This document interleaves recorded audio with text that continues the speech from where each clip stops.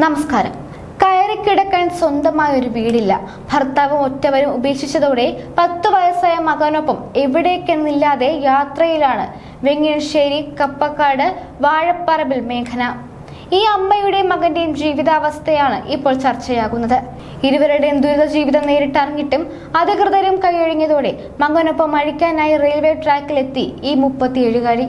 ഈ കൊച്ചിനെയും കൊണ്ട് ഞാൻ എവിടെയൊക്കെ എത്ര നാൾ ഓടും സാറേ? കയറിക്കിടക്കാൻ സ്വന്തമായ ഒരു വീടില്ല. അവധി കഴിഞ്ഞ് സ്കൂൾ തുറക്കുന്നു. ഇവനെ ഞാൻ എവിടെ നിന്ന് പറഞ്ഞു വിടും? എന്ത് കൊടുത്തു വിടും? 5ാം ക്ലാസ്സിലേക്ക് ജയിച്ച ചെർപ്സ് CNS സ്കൂൾ വിദ്യാർത്ഥി അങ്കിത് കൃഷ്ണനെ ചേർത്ത് പിടിച്ച് മേഘ്ന ഈ ചോദ്യം ചോദിക്കുമ്പോൾ അധികൃതർക്കും ഉത്തരമില്ല. കഴിഞ്ഞ തിങ്കളാഴ്ച മഴയത്ത് മകനെയും കൂട്ടി കുറെ നടന്നു. പലയിടത്തും ഇരുന്ന് നേരം കഴിച്ചുകൂട്ടി. സന്ധ്യയായപ്പോൾ മകന്റെ കൈ പിടിച്ച് കണിമംഗലം വളവിൽ റെയിൽവേ ട്രാക്കിലെത്തി.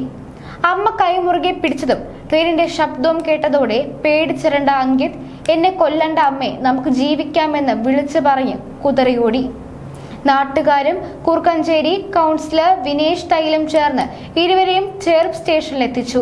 പോലീസ് ഇടപെട്ട് ഒരൊറ്റ രാത്രി തങ്ങാൻ അമ്മയും മകനെയും അയ്യന്തോളിലെ സ്നേഹിതയിലേക്ക് മാറ്റി. ഇട്ടിരുന്ന വസ്ത്രവും മാറാനുള്ള ഒരു ജോഡി വസ്ത്രവും കുടയും മാത്രമുള്ള ബാഗും മകനെയും കയ്യിൽ പിടിച്ച് പോലീസ് ഇടപെടലിൽ മേഘന വീണ്ടും എപ്പോൾ വേണമെങ്കിലും ഇറങ്ങിപ്പോരാവുന്ന ആ വീട് കയറുകയാണ്.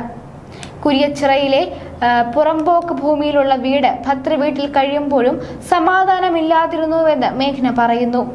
മാനസിക പീഡനവും വഴക്കും തുടർന്നതോടെ പലവട്ടം പോലീസിൽ പരാതി നൽകി.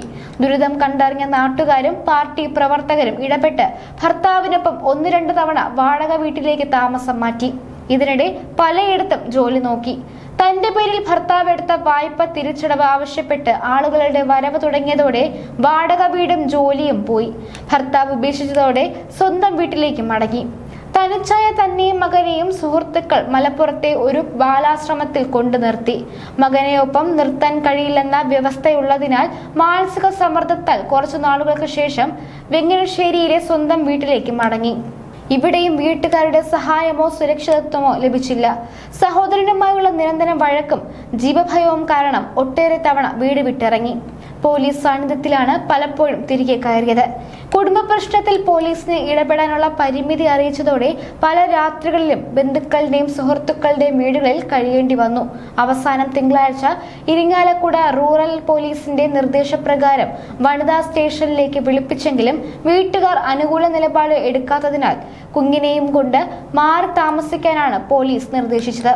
ഒടുവിൽ മറ്റു വഴികളില്ലാത്തതിനാൽ മകനെയും കൂട്ടി റെയിൽവേ ട്രാക്കിൽ എത്തുകയായിരുന്നു. മൂക്കിൽ അണുബാധയെ തുടർന്ന് മെഡിക്കൽ കോളേജിൽ മേഘനയ്ക്ക് ശസ്ത്രക്രിയ നടത്തേണ്ട ദിവസമായിരുന്നു ഇന്നലെ. ചികിത്സയ്ക്കുള്ള പണവും കൂട്ടിരിപ്പുകാരും ഇല്ലാത്തതിനാൽ ചികിത്സ വേണ്ടെന്ന് വെച്ചിരിക്കുകയാണിപ്പോൾ.